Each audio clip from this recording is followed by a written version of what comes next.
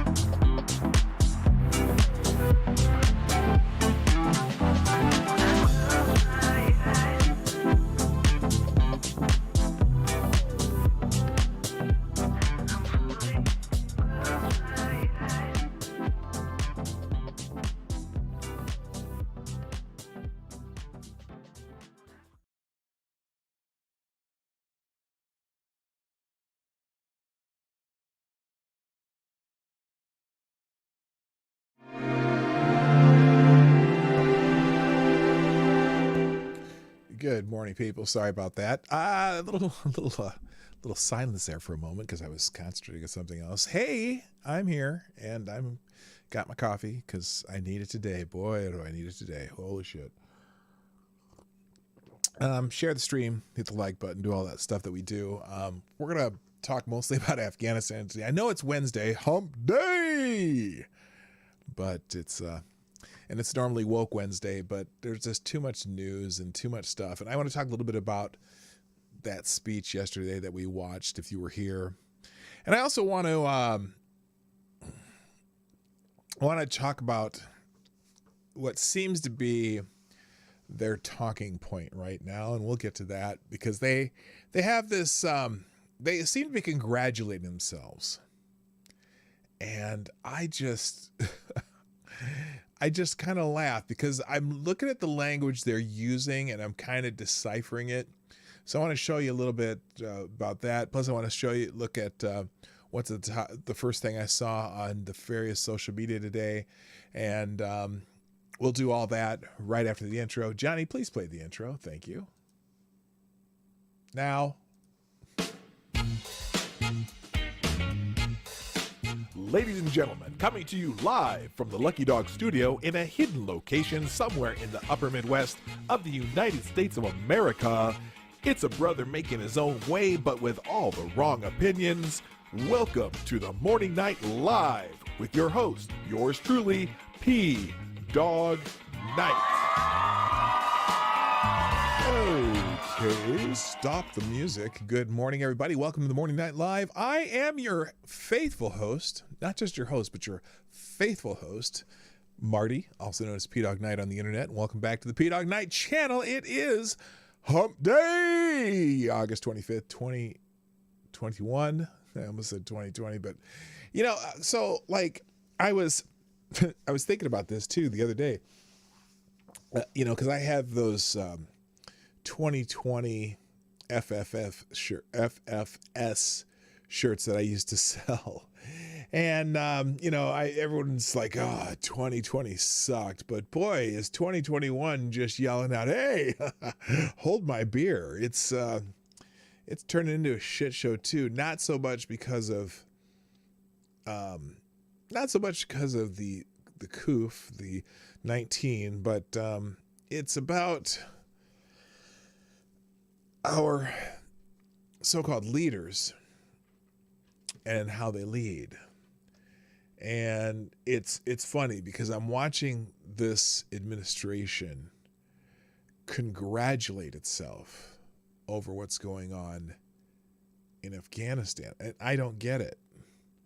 The one thing that I will give them credit for is not changing the guy with the funny hair's plan to end our involvement there. That I don't think, I honestly don't know if there's anyone who is disagreeing with that aspect of this decision, but the piss poor Pisaki nature of how we've done it and how we screwed up what could have been a clean exit, at least. And granted, with the Taliban have taken over after we left, probably. How soon? Who knows? But at least we wouldn't have this complete and utter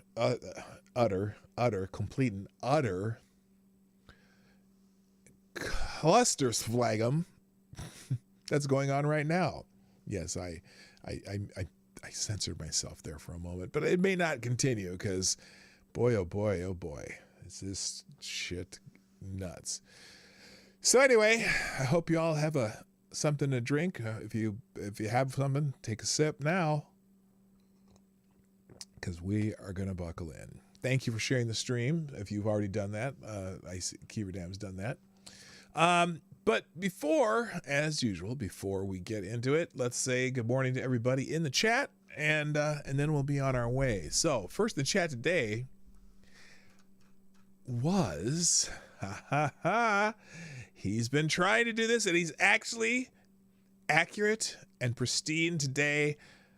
And oh shoot, hang on a second. What the hell did I do? Hang on, because I want to make sure that I have this ready for Mr. Thomas Cleaver. Yes! Will you get the bell today, sir? Because not only did you say first, but you are first. Congratulations. Well done, sir. I applaud you also. Also, good morning, Mike Savage, Blarg. Hello, Renee Mayette, TOS, Select a Boy. Yeah, boy. Jonathan Peterson's in the house. Also, Furry Kitten, Attack Alpaca, James Barber. Nice to see you again. Let's see, scrolling down, always lost in nothing else, also known as Alone. Also, hello, Tyler F., James PFP, James Colley, Zach Osborne, Michael Hatfield, Aaron Meredith, Keeverdam, and is that everybody? I'm kind of getting the repeats on names. I see that again. Oh, Uncle Bad Touches in the house. Come on, man. We know who you are. Uncle Bad. Who else could you be with a name like that? Also, good morning. Why are you so angry? And that's not a question. That is the name of Why Are You So Angry? Also, good morning, King on Common Law. So, all right. And also quick thank yous. One, Keeverdam for tweeting out the show. And also thank you, Scribe Light, Tyler F. and Zach Osborne for retweeting the tweet of the tweet. If you are on social media, any kind of social media, check to see if I'm there. Usually at PDawgKnight is where you'll find me on social media and or media platforms. And then also, I am also on Instagram where I am Yes That Marty. Now, Yes That Marty, I'm just telling you now, it's not what I do here. But if you want to see pretty pictures of nature and things, and pretty soon you'll have previews to my other channel's content on Instagram, which will be the Marty's Big Journey channel. If you'd be so kind. By the way, I'm at 91 subscribers there. I'm trying to get to 100 so I could put a custom name. You can't. Like on this, if I want to tell somebody to go to PDawgKnight, all I have to do is youtube.com/PDawgKnight. I can't change that until I get 100 subscribers over there. So if you'd be so kind as to subscribe over there, there's going to be a lot of content coming out on that over the next few weeks, just because I'm finally editing some of the video. This first video that I'm doing is taking a little longer than I expected, but the ones after that, if you'd like classic cars, okay, like hot rods and collector cars. I'm going to have a few videos about that because we've gone to several car shows lately. And then also we do these daycations, Lady Boomer and I, where we just go to a small town and try to find out what's cool in it. This first one's taking longer just because I'm learning so much about the town that I'm it's interesting. There's so much history in this little town that is related to Minnesota, that when you think about it, you go, oh, that's how this particular dominant industry in Minnesota became so prominent here. From this one little town, a little business in this little town, basically created the patents for something that made Minnesota probably the capital of this industry in the world for a long time. And still, two of the biggest companies in this particular industry are still here. And when I get that video out, you'll see what I'm talking about. So check out Marty's Big Journey. That's the other YouTube channel. And then also on Instagram, Yes That Marty. But everything else at PDawgKnight. So, and thanks for all of you who show up here on the regular. I greatly appreciate you. Good morning also, Jesse Leon. Nice to see you. All right. So let's see. What do I want to do first here? I was going to do, well, let's talk about the president a little bit here. So there's a narrative that is emerging, and I replied to this. Where's my replies here? I replied to someone this morning because I noticed the language in the narrative. And so this is someone named Jeff Bennett. He is, what does he do? He's from NBC News and a White House correspondent. And the White House is patting itself on the back because they seem to think that they're doing a great job over there in Kabul, where the only thing they have control of is the airport for now. And but here's the narrative, and this is Jeff Bennett from NBC News. Is that what he said? NBC News? Yeah, he's an NBC White House correspondent. And this is the talking point that the White House is putting out there right now. Latest Afghanistan evacuation numbers from the White House. Listen to the language carefully. Since August 14th, the United States has evacuated and facilitated the evacuation of approximately 82,300 people on U.S. military and coalition flights. Since the end of July, we have relocated approximately 87,900 people. Now, I'm going to show you some reactions, and then I'm going to tell you why that is a very, very deceptive and almost complete bullshit statement. Okay?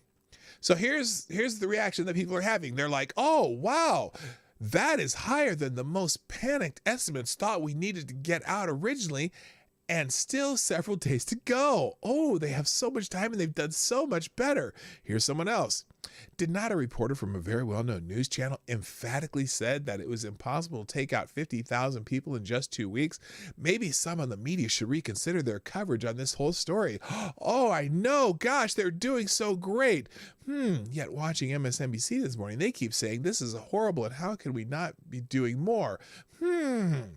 How about calling the Allies what they are? NATO. Oh, the 145 wanted to leave because it was useless. Oh, I know. Orange Man, bad. Now, let's listen to that statement again, and see. Let me see if anyone noticed this. Okay. Since this is the White House, since August 14th, the U.S.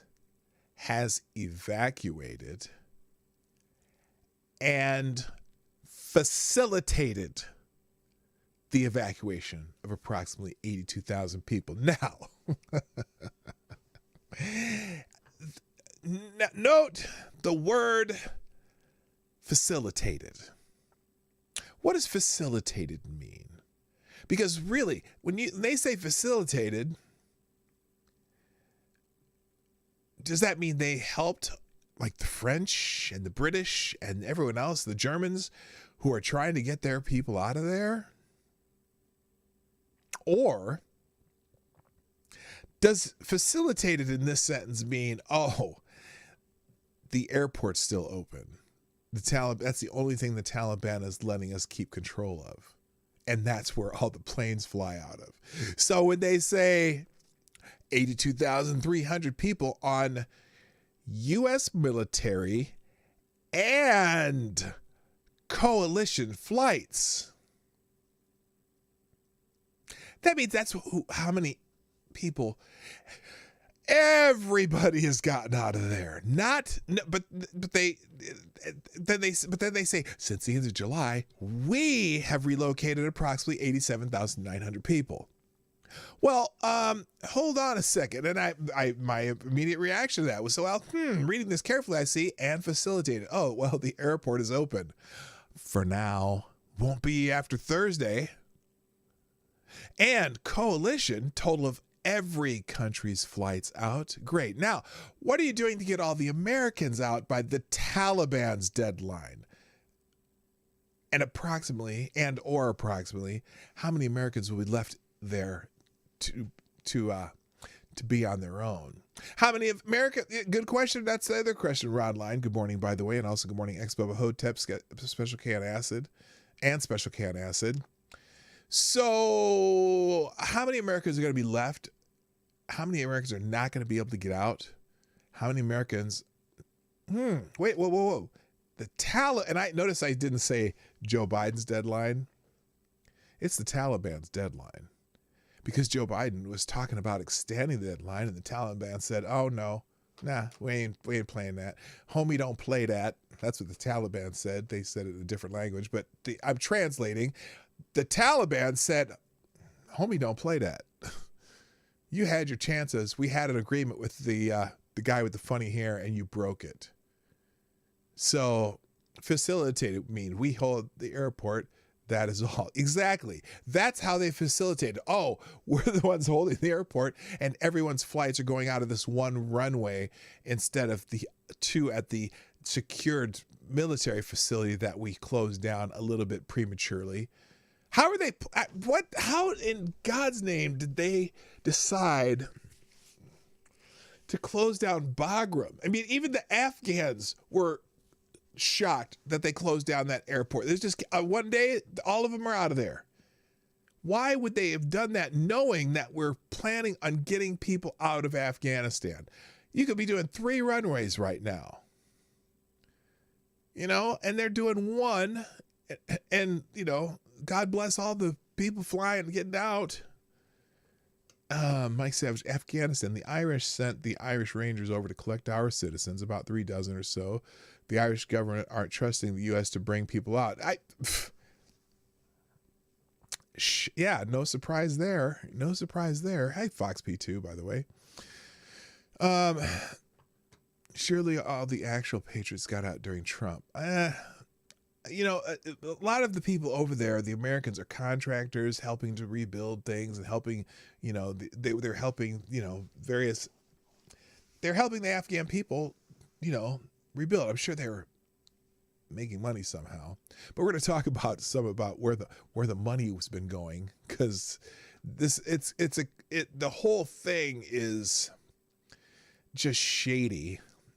And, I remember when they were, supposedly Obama was going to get everyone out of there back when he was the president. And of course, his right-hand man, Joe, who was in charge of everything, didn't get that done either.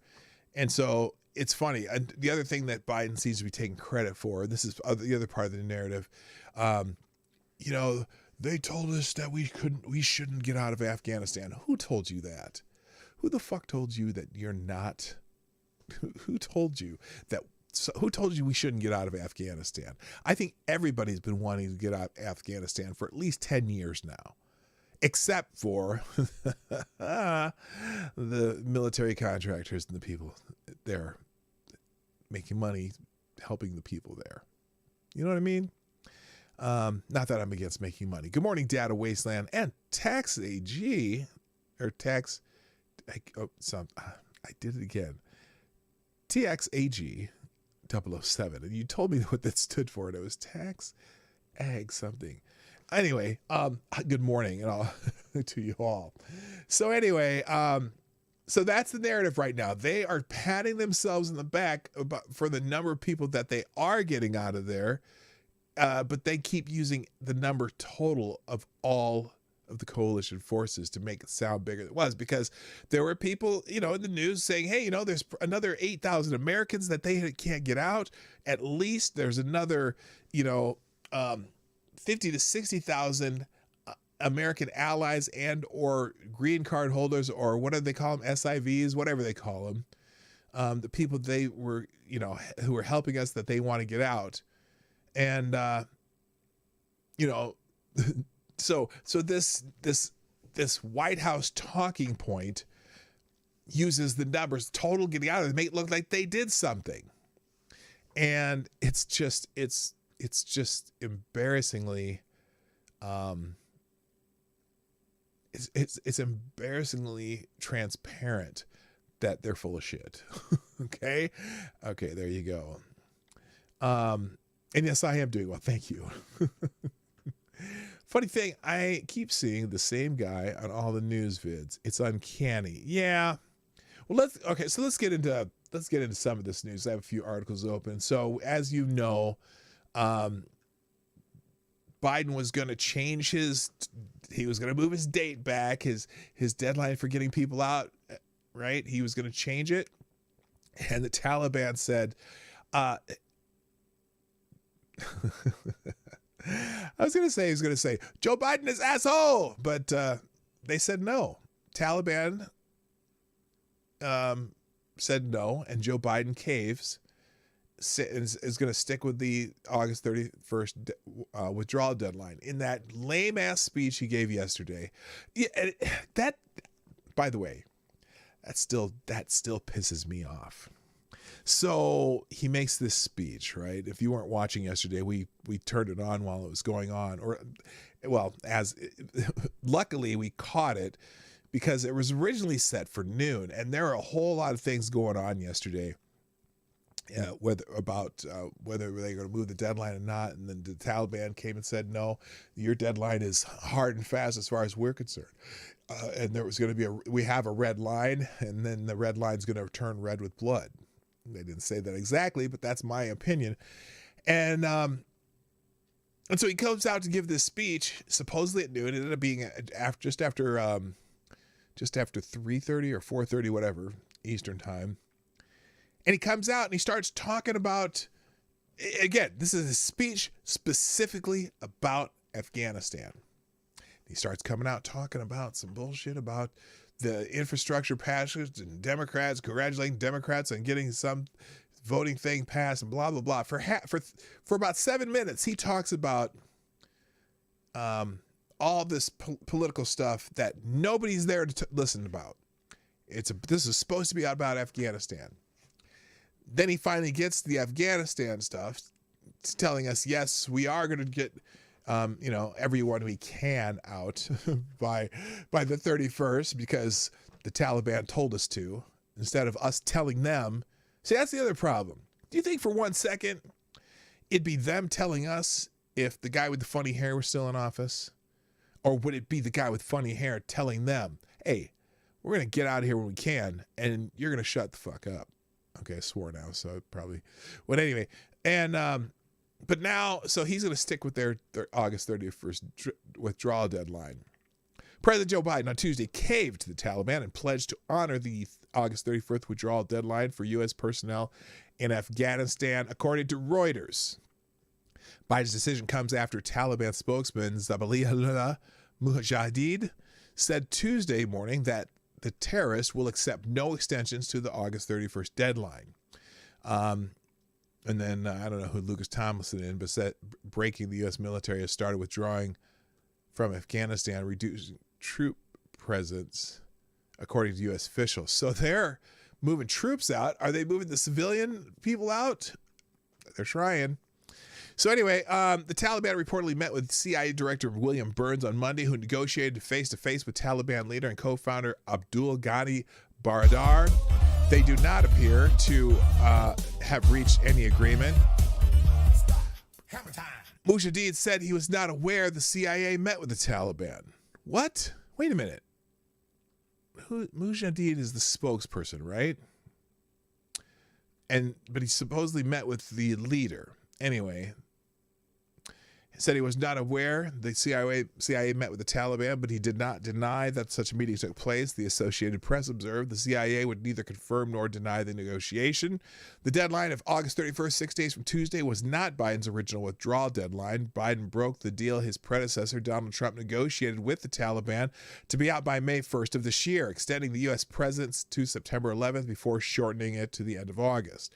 If the evacuation of American citizens and U.S. military had been completed by the original date, the evacuation would have been accomplished before the Afghan fighting season that occurs in the summer, avoiding the choice warm months of fighting. But politics, perhaps, this is Breitbart, politics perhaps played a part in Biden and Harris administration decision to extend the war until late August or September. Really? In part? Good Lord.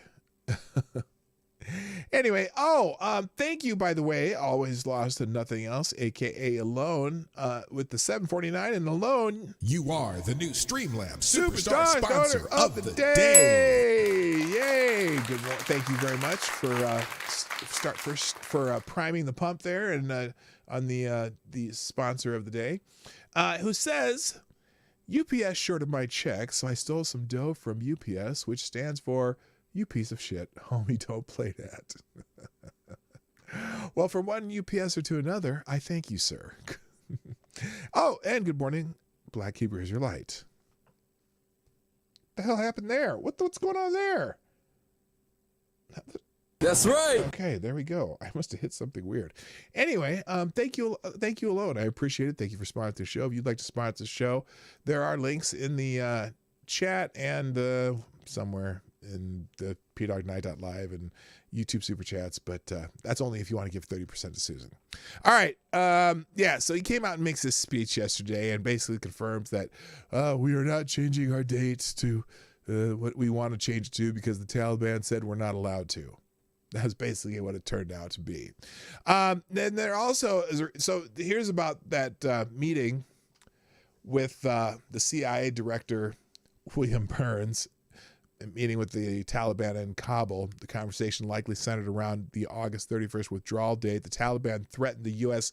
with consequences if Biden extended it. Now, the only way these Stone Age pricks could have consequences is if we completely fail on getting our people out of there.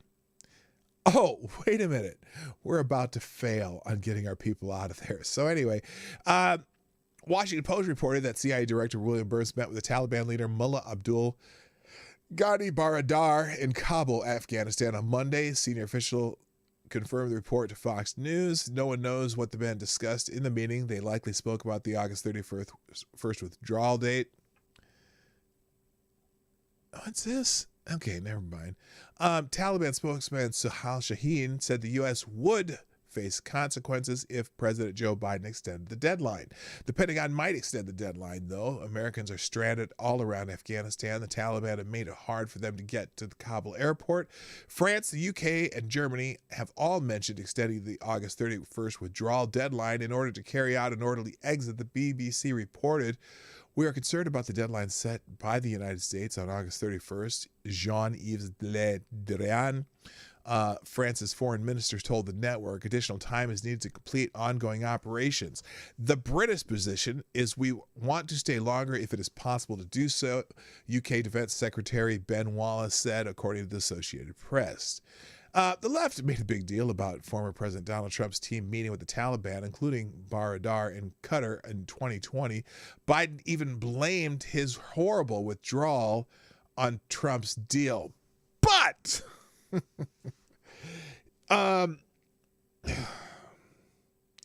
he didn't follow Trump's deal. He arbitrarily changed the date and did not use it. Immediately when he got into office, threw away the plan, basically to get out by May 1st. This is on Joe Biden. He's got to stop. He might as well just take Trump's name out of his mouth, as far as I'm concerned. In other words, the Americans still has to rely on the Taliban to evacuate citizens, and that's not good. Oh, well, hi, Scribe. Wait, where did Scribe say hi? Did I miss Scribe in here? Oh, Drayden's too. Hi, how you doing? Well, hi, Scribe. So, and good morning, People's Front of Canada. Here's the problem, and here's a big problem. Well, in fact, People's Front of Canada probably just gave me part of the problem here. They will mortar the runway on the deadline. Yeah, they are going to, for lack of a better term, fuck shit up immediately at the deadline. That's what the Taliban does. And any Americans and any other foreigners that are in the country, they better find a good place to hide. And they're going to attack that airport that supposedly the Americans have locked down. Now, I don't know. So it really remains to be seen if there's going to be, are they going to just go scorched earth? Possibly. This is craziness. Anyway, according to Representative Mike Garcia, thousands of Americans in Afghanistan is a hostage crisis. Now, interesting use of terminology because we like to compare the Biden presidency with the Carter presidency at this point. And, that Carter had a major hostage crisis back in 1979 and 80 during the election season. Thousands of American citizens in Afghanistan amount to a hostage crisis, Representative Mike Garcia, Republican, California, stated on Tuesday's edition of Sirius Breitbart News Daily with host Alex Marlowe.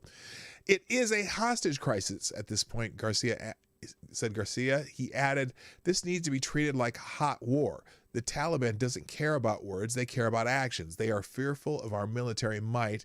They're just not fearful of this president. That is probably an accurate statement. They are not afraid of Joe Biden at all. And that's the difference. I keep talking about the guy with the funny hair, but the Taliban has seen what the guy with the funny hair will do.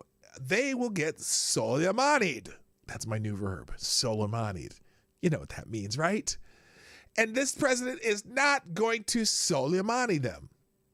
He's just not, because he doesn't even know which shoes match, because he can't really tell. His feet are too far away. Garcia described President Joe Biden's stated commitment to August 31st as a deadline for the withdrawing U.S. from Afghanistan as predicated on the political symbolism related to the upcoming 20-year anniversary of the 9/11 Islamic terrorist attacks. That was a long sentence.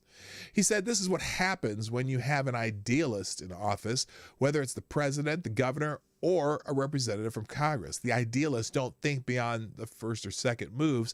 They think of the reality of the unintended they don't think of the reality of the unintended consequences of their policy decisions, and on paper say, hey, we're going to pull out of Afghanistan. I'm going to keep one of my campaign promises, and this is a popular thing to do.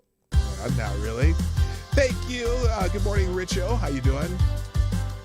Also, thank you, Rod Line, with the deuce on a 23, dropping a bullet in the tip jar. Thank you for sponsoring the show. He says we could just launch a small nuke in a remote area over there to let them know we mean business. Is that too much? Yes, that's too much. But maybe not a nuke, but just a couple mother of all bombs in the hills. But they can't do it before they get people out of there, because that would be an act of aggression. And then the Taliban, who has a great deal of their forces in Kabul, would then attack the airport, and that would not be good. But I get your drift, Rod. Maybe perhaps on September 1st, drop a couple of Moabs if they start screwing with us. But you don't want to kill innocents either. Who knows? Anyway, and thank you very much for sponsoring the show. I appreciate it.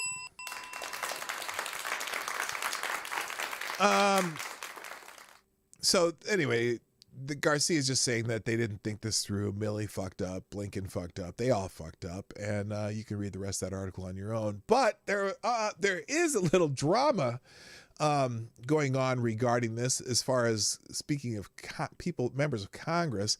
Apparently, representatives made a secret trip. 2 people from the House of Representatives made a secret trip to Afghanistan, and American officials are pissed.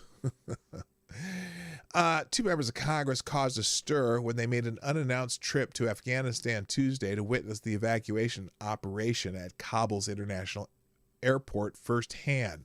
Representatives Seth Moulton and Peter Meyer infuriated White House, Pentagon, and State Department officials who accused them of using vital resources in the midst of a chaotic American withdrawal. I have mixed feelings about this, to be honest with you, but I'm going to read on and then we'll explain. Moulton and Meyer, one's a Republican, one's a Democrat, warned in a joint statement that U.S. forces won't get everyone out in time, even if the withdrawal deadline is pushed to its original September 11th date. That's not good. As members of Congress, we have a duty to provide oversight on the executive branch, the 2 said. We conducted this visit in secret, speaking about it only after our departure to minimize the risk and disruption to the people on the ground, and because we're there to gather information, not grandstand. The 2 lawmakers, both military veterans and members of the House Armed Services Committee, remained at Hamid Karzai International Airport for several hours after arriving on a military flight from the United Arab Emirates. The journey angered administration officials. I don't care. the AP reported, because Moulton and Meyer did not give a heads up to diplomats or military commanders directing ongoing efforts to get Americans and their Afghan allies out of the Taliban-controlled country.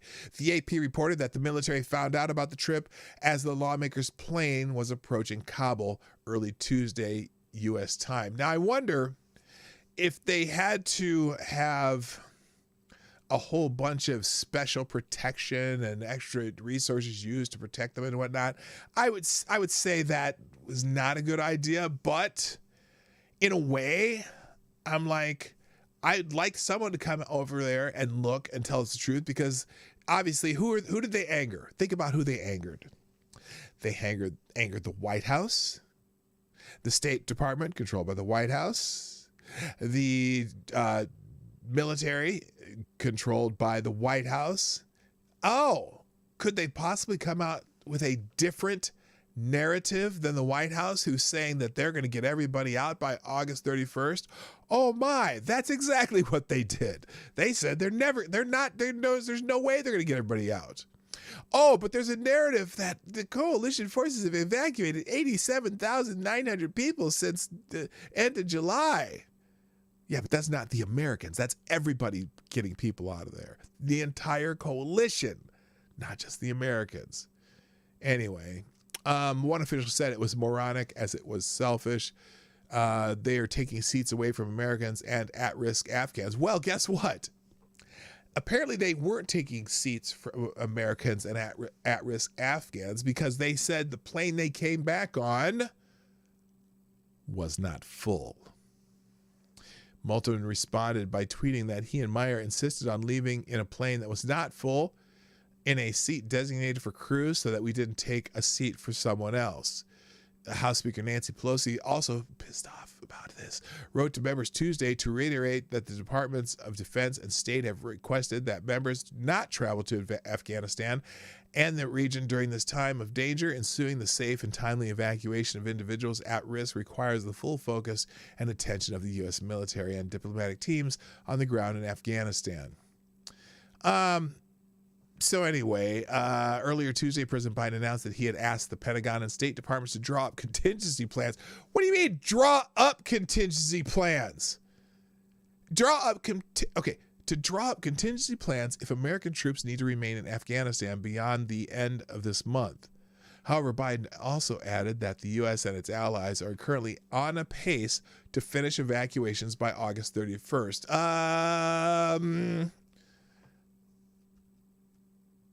Okay, that didn't work. It may pop up. Who knows? Here.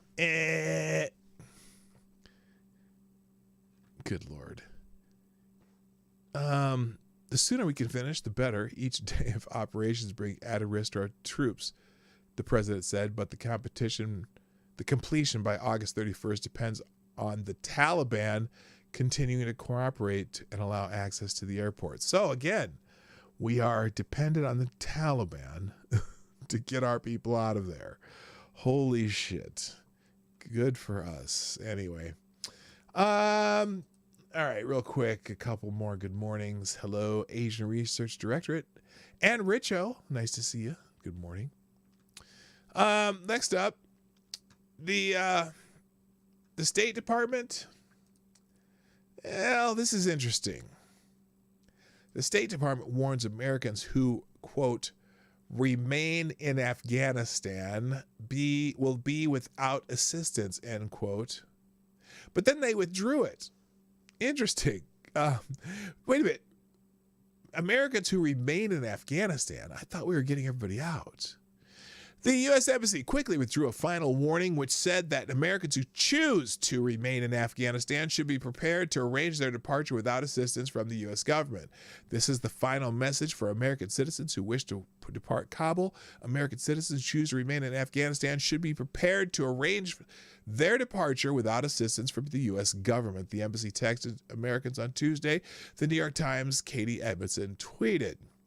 The embassy recalled the alert 30 minutes after it was sent, according to NBC News' Richard Engels. So maybe there's an optics problem with the wording of that particular text.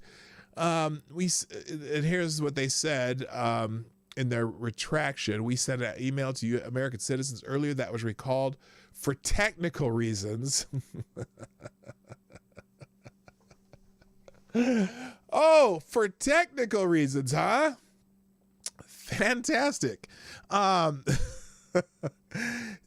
We shortly thereafter sent a revised email, and recipients should follow the instructions in that message. For security reasons, we are not going to get into further detail.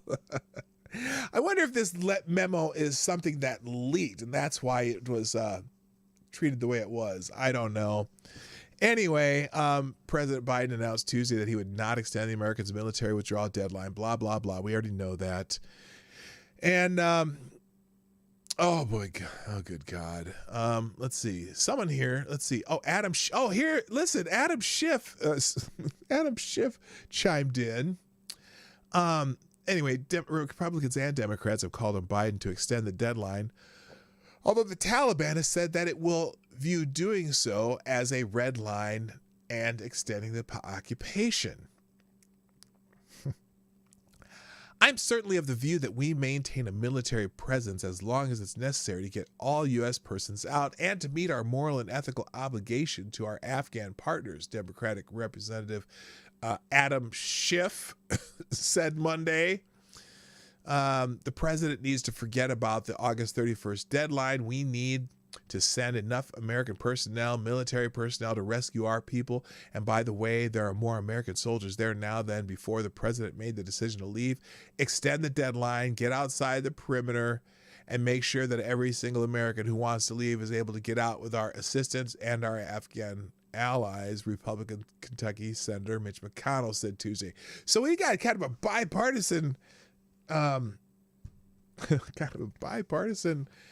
plea with the White House to extend the deadline while the Taliban is saying this is a red line. Now, do you think perhaps when the Taliban says there's a red line, there's an actual red line? Answer yes or no in the chat.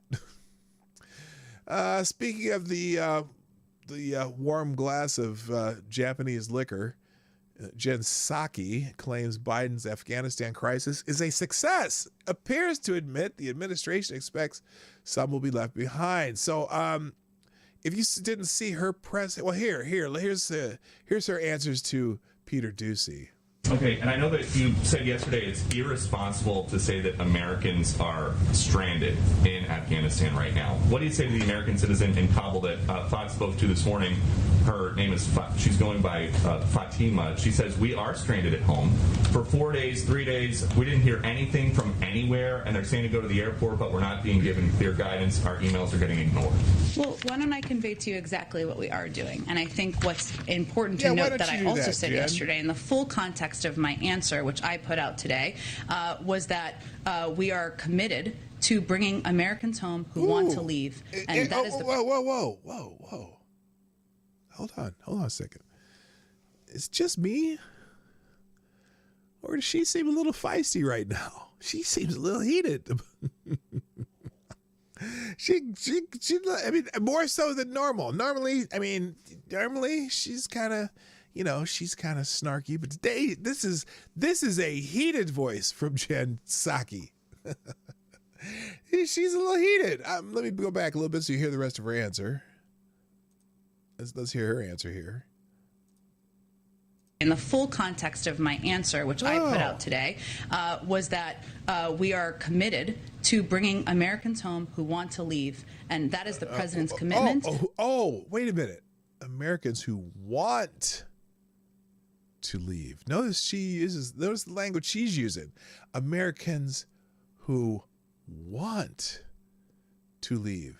Is she suggesting that some don't want to leave?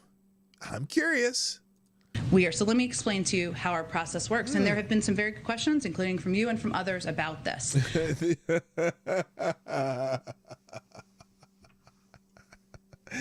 So, you know, she doesn't like Peter Doocy because Peter Doocy challenges her, and most of the a lot of the press is challenging her now. The press is finally smelling the blood in the water, and they know that it's useless to try to carry them, you know, across the finish line, just let them sink on their own. But Doocy has been a thorn in Jen's side for a while, and it's interesting. There have been some good questions, even from you. Oh, congratulations, Peter. Anyway. Good Lord. One, as we've said, this is a dynamic number. Oh, no, she's calmed down now. Notice that? She was mad. And then she caught her breath, and now she's calmed down. We're working hour by hour to refine and make it precise. Understand your desire and interest in having exact number of American citizens on the ground, and the State Department, I expect, will have an exact update on that tomorrow. Oh, Just to remind you, the U.S. government does not track our citizens when they travel around the world. We rely on self-reporting, not just in Afghanistan, anywhere in the world. People have to decide to register or not. It's up to them, individuals, whether they decide to register or not, wherever they may be. Okay, hang on a second. Really? They don't have to be accounted for when they're in a war zone? Okay, this is not about just some people, you know, hanging out in Bali, or the south of Spain, southern Spain. Okay, Afghanistan is an official war zone. And so you would think that the military and or the State Department would have at least some sort of tracking system for Americans in a war zone. But apparently we don't. And if you register when you're in a country like Afghanistan, you aren't required to deregister. The State Department also issues alerts. They have publicized phone number and email to contact if you're in Afghanistan and want assistance to leave. And for months, the department has been telling Americans to leave Afghanistan for their own safety. It is our responsibility and our role to work with and help American citizens who want to leave. Okay. And then I think she continues here in this next clip. Here, let's try this. After Doocy finished, Doocy countered with fire. Okay, let's see how Doocy followed up. Let me finish. I'm almost done, and then you can ask a follow-up question. In recent days, they have reached out to every American citizen registered in Afghanistan directly multiple times. This is a 24/7 operation. Embassies all over the world are supporting phone banking, text banking, and email efforts. If we are not in touch with this individual, give me their contact information and we will get in touch with them. If any of you are hearing from American citizens who can't reach us, give me their contact information and we will get in contact with them. Our estimate of the overall number of American citizens who are there can increase because folks are just now responding to our outreach who may not have registered. It can also decrease because people leave, they don't tell us they leave, or individuals who may reach out and convey they have the documentation needed, for it. Don't. So there are a range of factors here, and it's our responsibility to give you accurate information. But that's what our focus is on. You say no Americans are stranded. This is someone in Kabul who says, I am stranded. So is there a better word for somebody who can't leave the house to get to the airport because Jake Sullivan says ISIS is outside the airport? I would welcome you providing their phone number, and we will reach out to them today, and I can assure you of that. Okay, so anyway, as usual. Now, look, Jen is in a very difficult position because she has to make a White House that that is incompetent look like it's competent. So whatever. So anyway, then what else did she say here? Oh, the RNC research tweeted that as thousands of Americans are stranded in Afghanistan, Jen Psaki says she wouldn't describe the withdrawal as anything but a success. Wait, did she actually say this? I would say that this is now on track, Peter, to be the largest airlift in U.S. history. And that is bringing American citizens out. It is bringing our Afghan partners out. It is bringing allies out. So no, I would not say that is anything but a success. I would. Okay, so again, they're going with this narrative and they're pushing this part of it hard. And I'm seeing this in a lot of different journalists' tweets and things like that this morning, that it is the Americans and coalition, everybody is getting this number of people out. And God, it's deceptive. And also, I don't care about, I'm glad they're getting a lot of people out. I'm wondering who they're going to leave behind. That's what everyone's concerned about. And that's what those questions were about. So, I'm just going to keep going down the line here on the tabs that I got opened, because this is interesting watching this is from Breitbart, who's, granted, they're in fairness, they are an opposition publication to the White House, but they have this video of this angry Afghan man screaming, "Go to hell, Biden," as they take over, and it speaks for itself. This is the ITV report. It's about 3 minutes long, but it's worth the watch. And it'll be in the tabs. But I think this is definitely worth the watch here. So, just a second here. Let me get it full screen for you. Because interesting. We're getting a different perspective that's not American media on this. So that's what the other part that's fascinating. Just listening to how they describe it as they are in the field.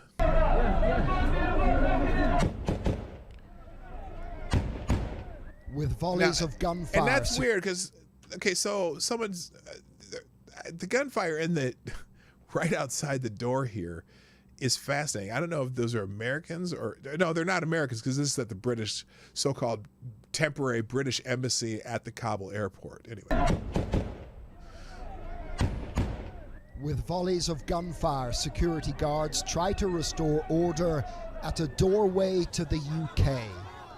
From where we were standing, this entrance to the temporary British embassy at Kabul airport looked more like an escape hatch than a gate. 1 week on, as the stopwatch on the air bridge ticks down, desperation levels on this side of the fence in Taliban-held Kabul are ticking up. For a moment, it crossed my mind to go through the door. There would be relief and security inside. But my team and I were far from the only UK passport holders in the crowd. Now, this is fascinating because this guy to gain the access our fellow citizens were denied. I'm a British citizen and I've got my kids are British and they're stuck here. They close the door at us and they're shooting back at us. Well, my message for the Prime Minister is just to get us out from here, because otherwise our kids are struggling and we're all in a big mess here. And the British army is right behind these fences. They close the gate and they're not letting no one in. And their parents are inside and their children are outside. Where are the children? Right this here. just gives you an idea of how chaotic it is. Amid the chaos, we were shown two children apparently left behind when their parents were among the few to be admitted here. Mr. Biden, you did this, you planned this, you made the deal with the Taliban. This is the consequences of it. This is the repercussions of it. Mr. Biden, it's your ill calculation. You were against Trump, now we are against you. Interesting statement there. You were against Trump, now we are against you. Interesting. I thought Joe Biden was supposed to fix everything, was supposed to fix our relationships with all these foreign countries. Go to hell, Biden! I am the British interpreter, and I work for 1 year in Nadali in Helmand. With the Marines? Yeah, for 5 Commando, yeah. Yesterday night I was here. You've been here all night? Yeah, all night, with my children. This three is my children, she is my wife, and I need help from UK. I'm sorry this has happened to you. It's okay. I'm sorry. It's okay. This is desperation and betrayal on show yet again.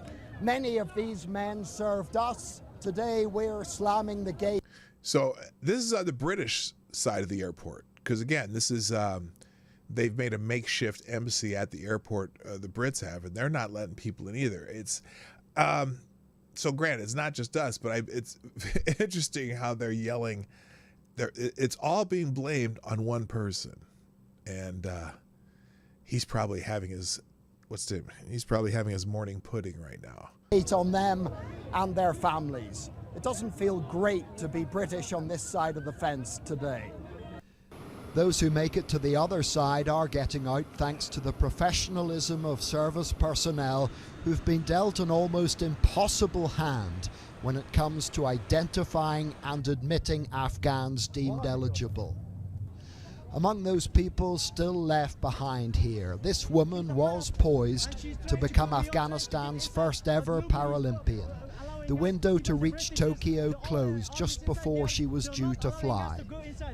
Her country is now the graveyard of hers and many other hopes and dreams. John Irvine, ITV News, Kabul. So anyway, just another sad report. It's in a way, I mean, in some ways, it is heartbreaking. I mean, for those people. On Tuesday, President Biden confirmed that American troops will be fully out of Afghanistan by the 31st deadline, leaving fates of those U.S. citizens and Afghan allies stranded outside the Kabul airport in doubt. John Johnson, public affairs officer for the U.S. Embassy in Kabul, told CNN on Monday that troops will be prioritizing American citizens for entry into the airport, which is they should. Is what they sure as hell should. They are it's an American operation. We are currently prioritizing American citizens. Here, I'll put it on the screen here. We're currently prioritizing American citizens and legal permanent residents for entry, Johnson told CNN. Due to a deteriorating security environment, we are asking all others not to come to the airport at this time. The gates remain closed. Well, the Taliban's not allowing anyone else.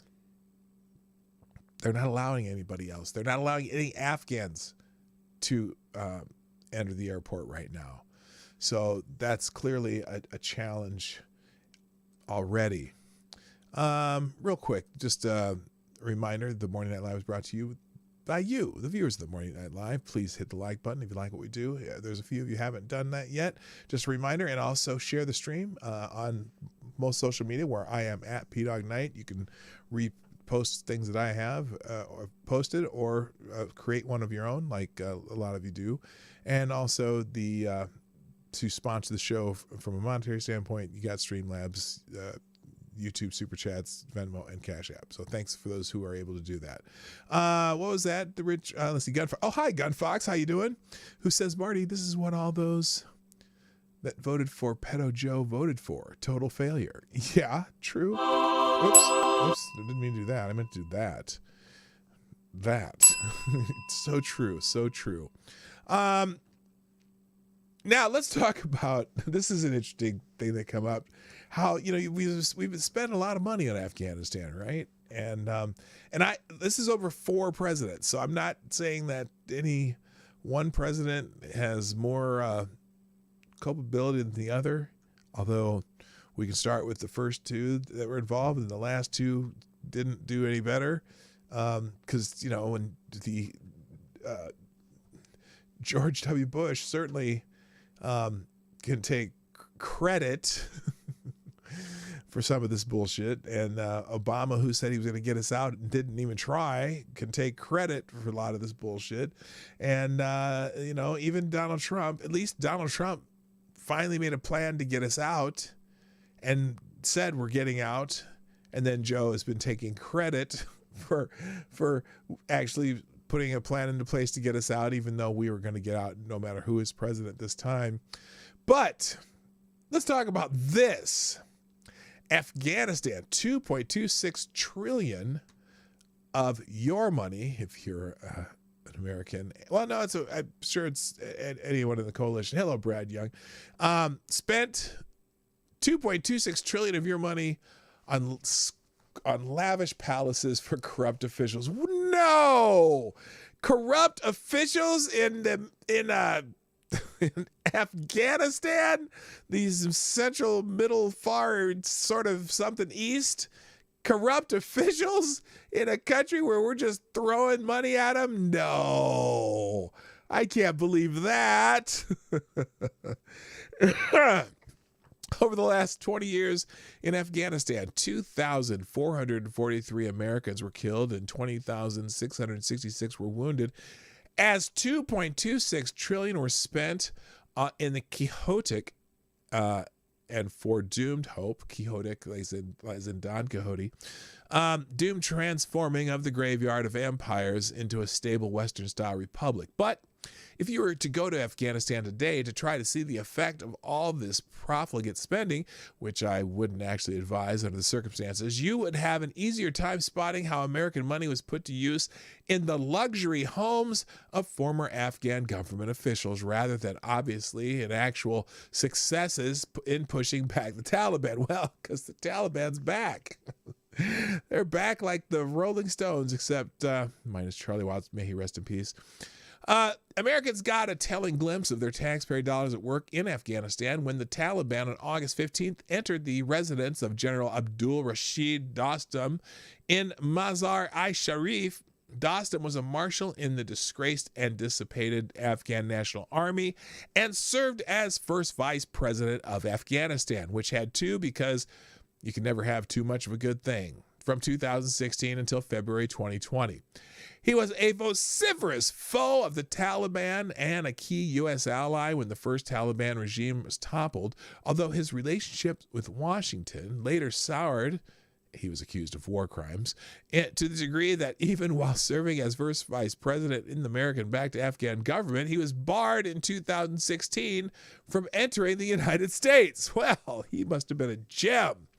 Nevertheless, he remained as an integral part of the government that the U.S. was propping up. So when the Taliban jihadis filmed themselves, we're gonna take a look at that. When the Taliban jihadis filmed themselves walking around his unbelievably opulent residence, it was hard not to think about all the rusting bridges, trestles scrawled with graffiti, and pothole-laden roads in America, because, infrastructure, and wonder if our taxpayer money might have been put to better use. Dostum's palace, that was a Freudian slip. His palace, his place, was what Caesar's palace would look like if it were remodeled by a multi-billionaire who thought the original was too modest and austere. Dostum Palace was what the Palace of Versailles would look like if it were remodeled by the Real Housewives of New Jersey. Oh, so let's see.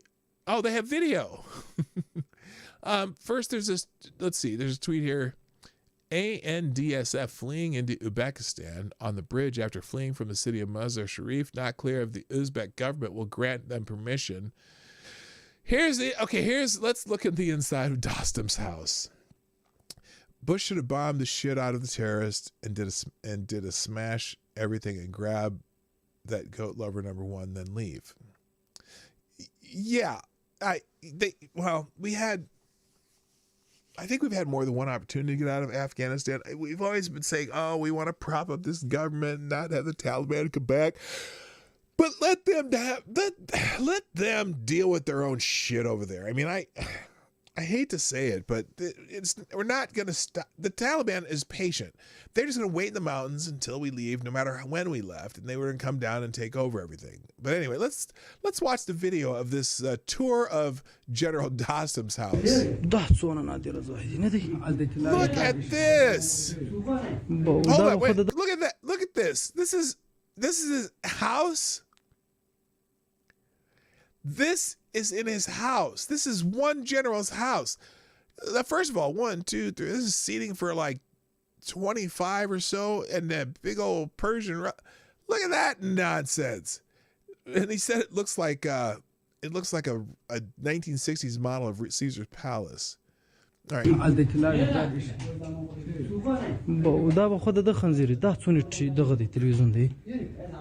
Okay, so this is that's the big screen TV with some beautiful ancient vases, and it's just some tacky. This is some.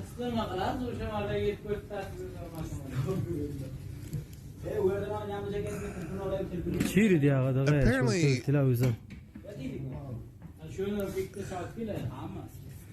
Yeah, this is a comfortable chair. How about this shit? Look at this. This is some comfortable shit. Oh,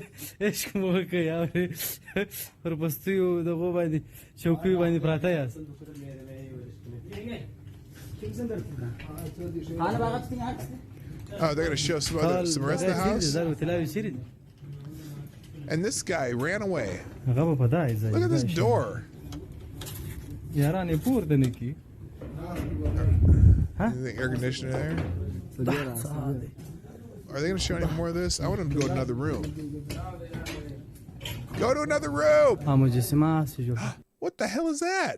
A little golden horse? Hang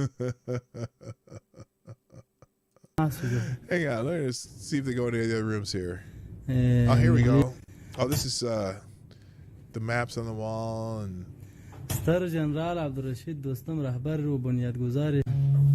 Okay, they're just. Anyway, so.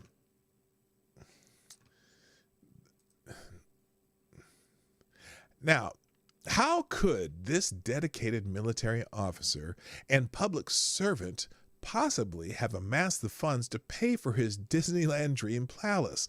Why, you and I paid for it, of course, along with all the other American taxpayers. And that's by no means all that we bought. Dawson wasn't the only Afghan official who got a luxury home. A report in the UK's Daily Mail, I'll open all these articles that they mention here, on Saturday noted that one power broker at a Kabul bank used a web of fake firms to make fraudulent loans to ministers, officials, and warlords, leading to losses equivalent of 1/12 of the size of the country's economy. Good God. The bank also spent £117 million, or $164 million, on 35 luxury villas on Dubai's Palm Jumeirah Island complex, which is used for entertaining. Wait a minute. How many Afghans do you think they took to those, what is it, 20, did he say 26? Where is it? No, 35. How many just normal everyday Afghans got to visit Dubai and visit one of the 35 luxury villas on the Palm Jumeirah Island complex? One unnamed Afghan vice president, they only had so many, grabbed $52 million in cash and took off for Dubai, where the parties were no doubt hearty. In sum, the waste of the taxpayers' money was astonishing, with ghost schools and military forces, counter-narcotic efforts that backfired, dodgy construction and fuel deals siphoning off billions in cash and gold smuggled out through Kabul airport. The Pentagon even spent $5.4 million on Tuscan goats imported from Italy to Afghanistan in order to get...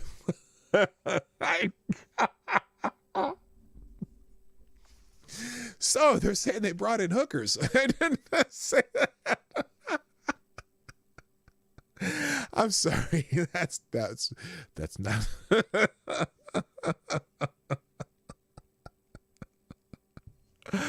Oh, good Lord, forgive me for that.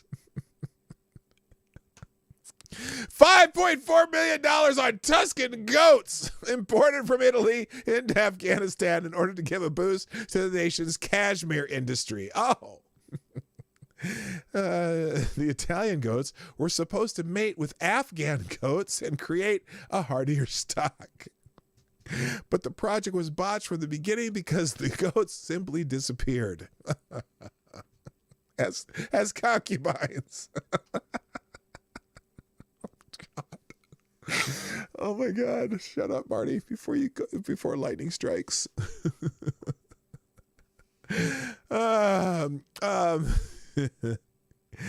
Asked if they had been eaten, John Sopko, the Special Inspector General for Afghanistan Reconstruction, responded, "We don't know. This was so poorly managed. There went $5.4 million in taxpayer money on Sicilian goats." $5.4 million on Sicilian goats. Can you imagine how much a wrench would cost? Some money was spent on projects that made some superficial sense until one pondered them for a minute or two. Take the spending of $32 million or pounds or $44 million on a single natural gas fuel station, 140 times more than a similar one in Pakistan, only to discover it costs more than the average annual income for Afghans to convert their cars to drive on natural gas. So there was little use. What? Wait a minute. So they did it so they...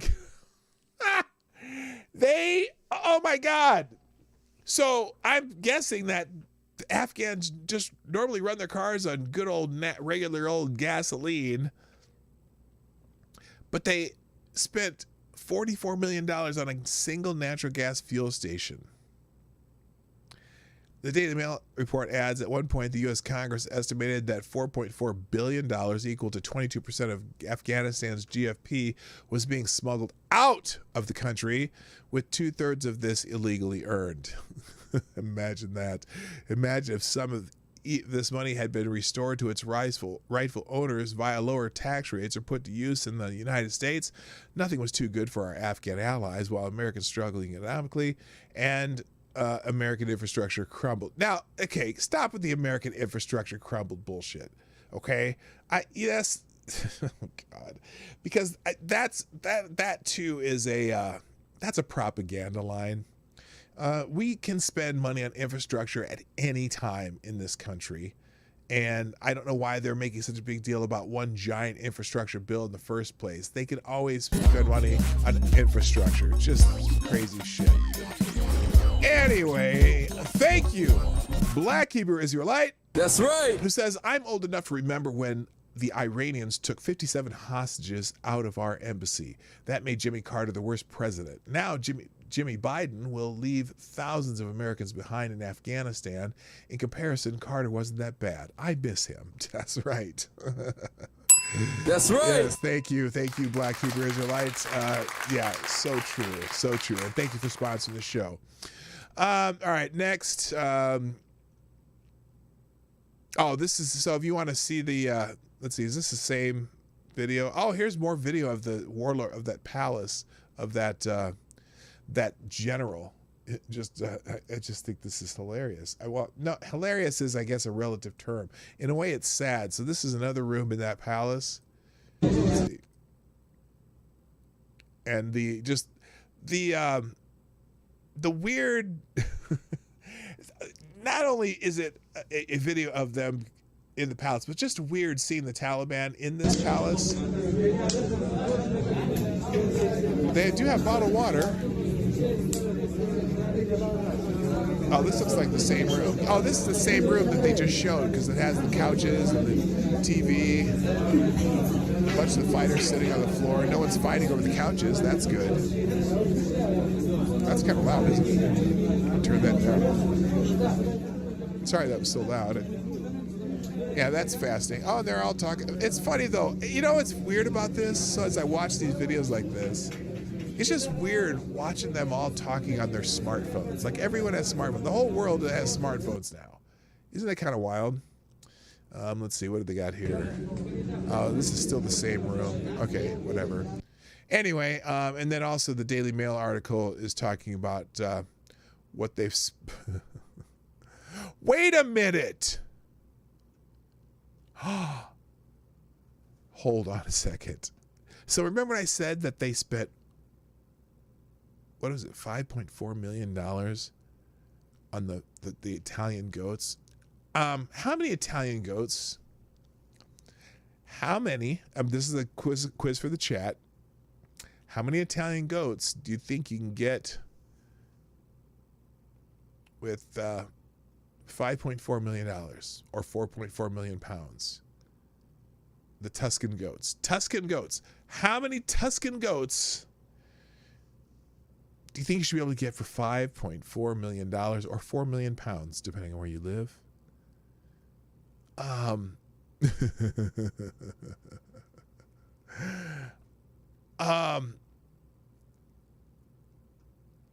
If you want to understand the horrifying return of power of the Taliban in Afghanistan, you could delve into the history of a mountain nation that repeatedly repels foreign invaders. Or you could consider the saga of 9 Italian goats.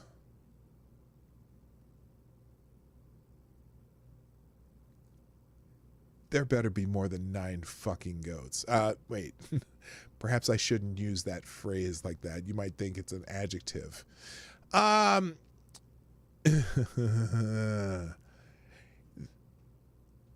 Consider the saga of 9 Italian goats. I should have some fancy music for this one. These animals from Tuscany were airlifted into the country as part of a $4.4 million scheme planned by the Pentagon to help the Afghan cashmere industry and create thousands of jobs. The blonde billy goats were sent to breed with darker females to boost the yield and quality of the luxury wool from 9 million local goats. So these were studs. They're studs. But several fell sick in their newly designed home, several fell sick. Their newly designed home was too small. Huge food costs made the plans unsustainable. The intended Afghan partner pulled out, and the project chief quit in dismay. Those in charge could not even tell if the unfortunate goats ended up in a cooking pot. We don't know, said John Sopko, the Special Inspector General for Afghanistan Reconstruction. This was so poorly managed. The farcical scheme perfectly symbolizes the costly and corrosive folly of Western attempts to build a new society in Afghanistan based on arrogance, arms, and vast flows of aid.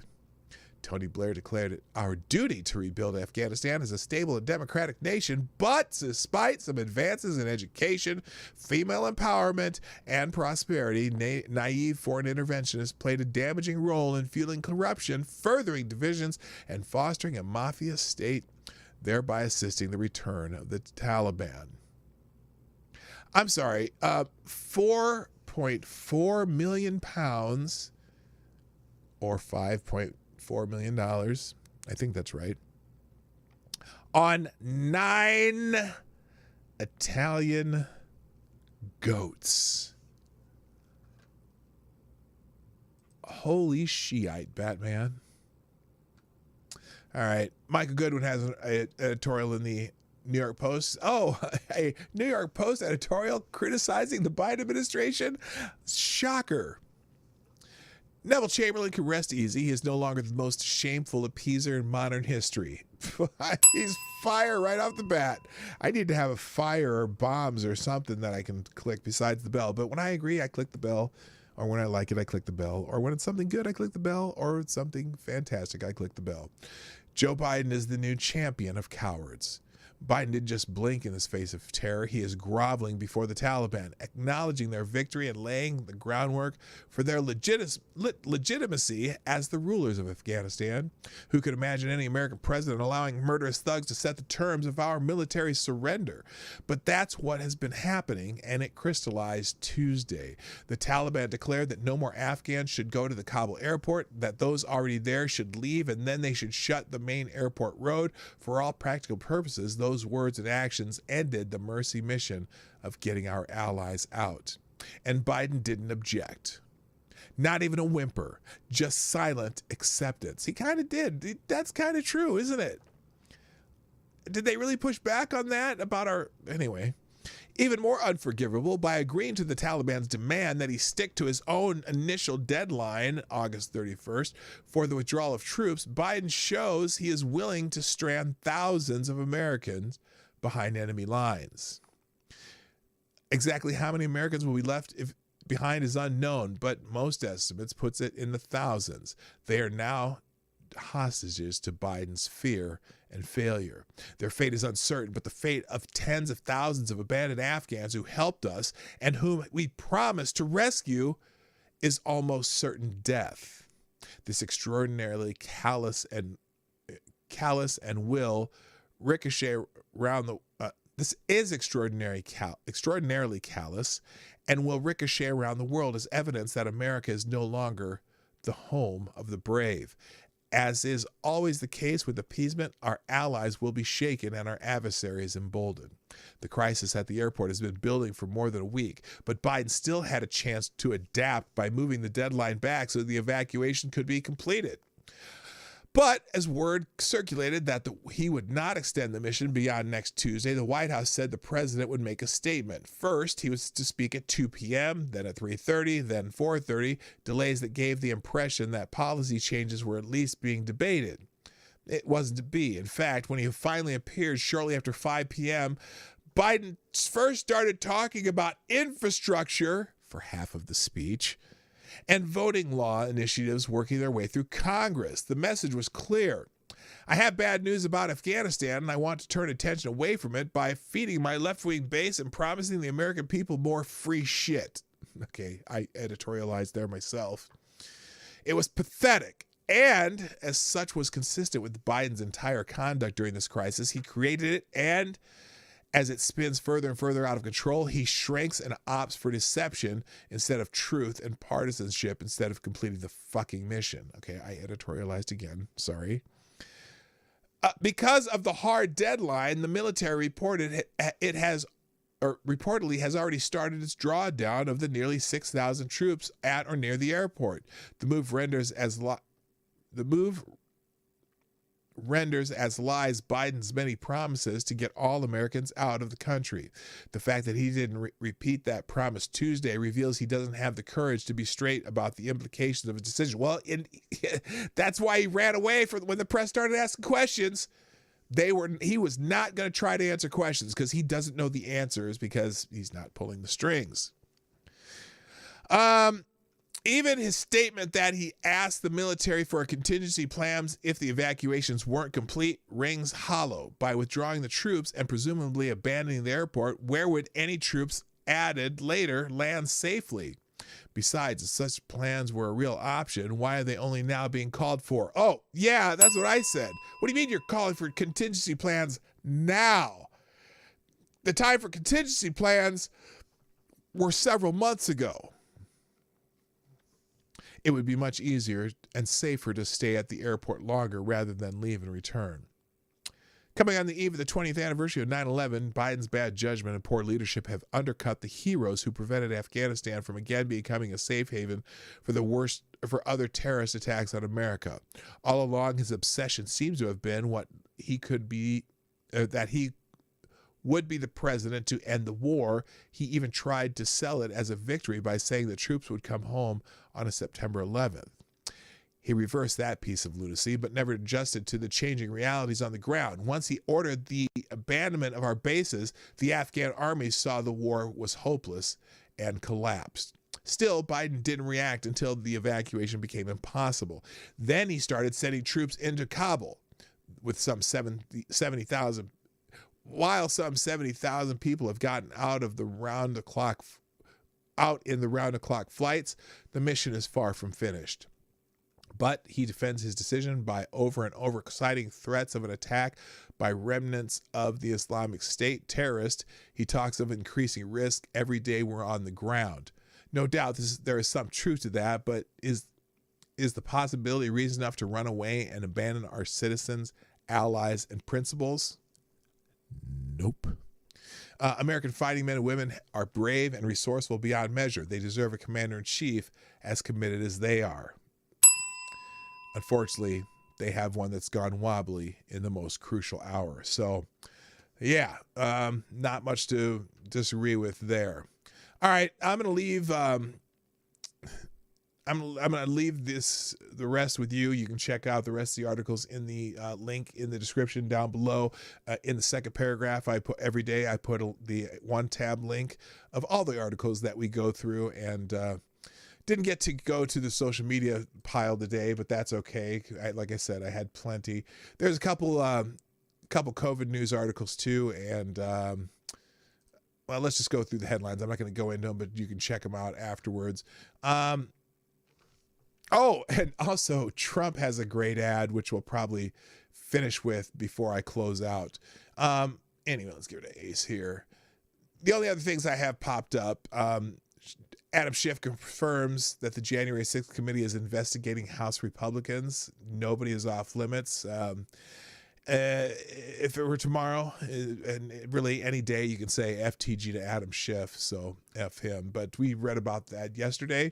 Also, Supreme Court has ordered the Biden administration to reinstate the Remain in Mexico policy. One of the lower court judges forced the Biden administration to abide by that policy, and they went to the appeals court, and then they went to the Supreme Court, and the Supreme Court said no, that you can stay with that policy.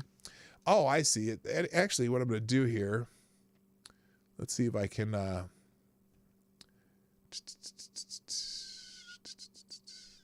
let's do this. I'm going to try to get an archive version.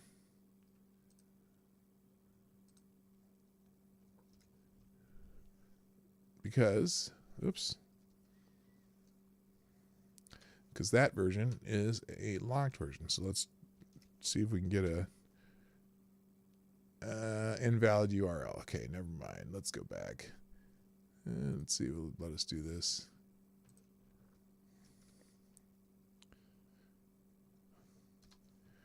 And if you want to read that article, I forgot that I had that one put up. All right. And then this is, as they called Afghanistan a graveyard of empires.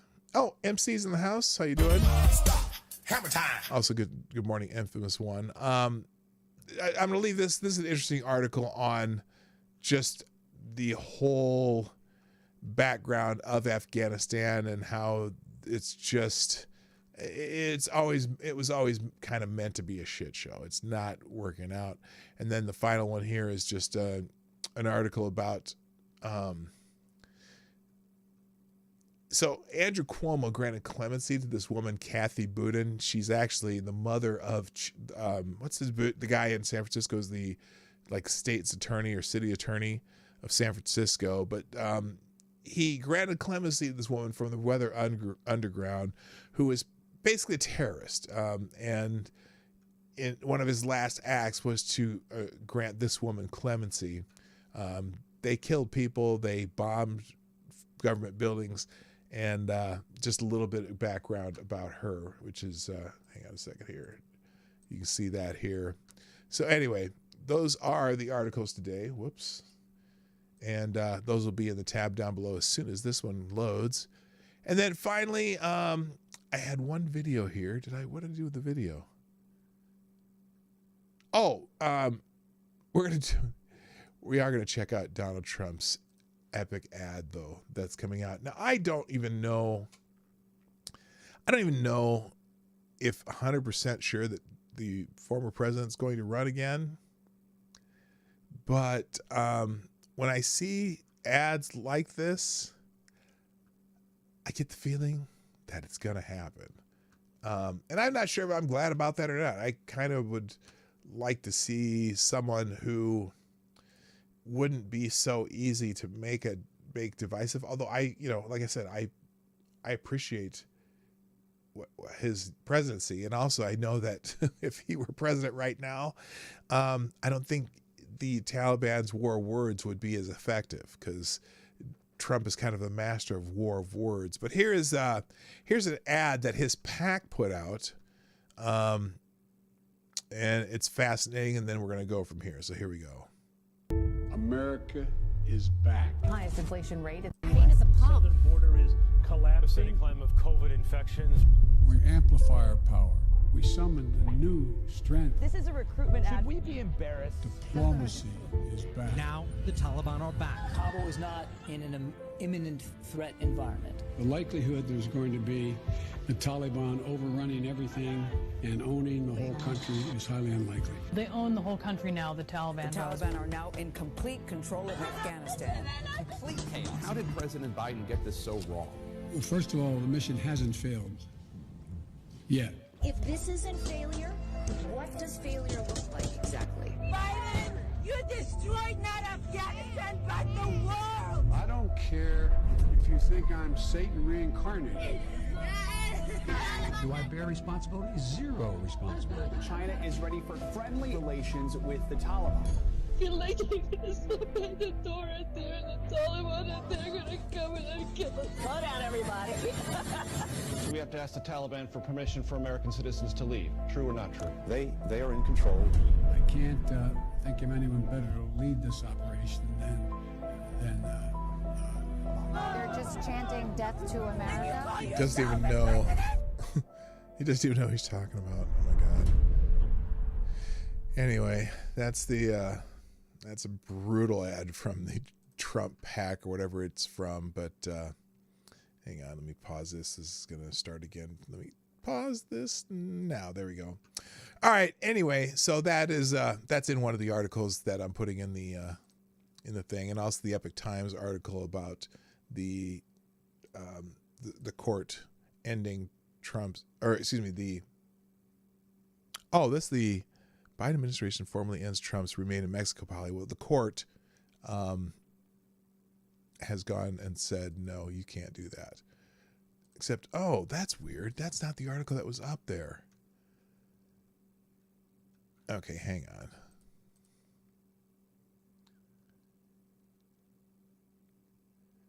What the heck happened there? Okay, that is what we're trying to do. Well, it's not going to be in the tabs. I'll have to fix that later. Anyway, ladies and gentlemen, it is time for me to go because it's that time. Is it? Right, it is. So, thanks for dropping in today, gang. If you haven't done so already, hit the like button because, you know, I know you like me. It's okay. It's okay. You can say it. Yeah, you like me. You really like me. I am better than Sally Fields. Okay. For those of you who have no idea what that meant, Sally Fields used to be an actress that did movies and stuff, and she got an Oscar, and she made a speech about people liking her, and so I'm comparing myself to some. Is she alive even? I don't know if she's still alive. Anyway, y'all, thanks for being here. Hit the like button. Share the stream even after the fact. And if you're watching on replay, just throw a comment in the comment section to let me know you were here. I appreciate when you do that. I always like to know who drops in. And there's no way for me to know that. So if you put a comment in the comment section, then I know you dropped by. And finally, if you'd like to sponsor the show, there's several ways you can do that. That's down in the description down below. Thank you for today's sponsors. Always Lost Nothing Else. Rod Line and Black Hebrew Israelite. That's right. Thank you so much. And for everyone participating in the chat, watching on replay, and just being a part of the show, thank you. Thank you for dropping by today. But it is time for me to go. My name is PDawgKnight, and I am out of here. Bye-bye. Hey, this is PDawgKnight, and thank you for watching today on the PDawgKnight channel. If you have an observation or remark you'd like to make about this video or my channel, I absolutely welcome you to write it in the comment section down below. I really look forward to hearing from you. And before you go, if you like what you saw but you're not already subscribed, please make sure you hit the subscribe button and definitely click that bell that pops up afterwards so you'll be notified when I post new videos or when we go live. I broadcast my live show, The Morning Night Live, Monday through Friday at 10 o'clock Eastern, 9 o'clock Central. A special thank you to all the supporters of this channel who share our videos on social media and who make donations through Streamlabs, YouTube, Venmo, and Cashapp, which are all linked in the description down below. Thanks again, and until next time, I'm PDawgKnight, and I'm out of here.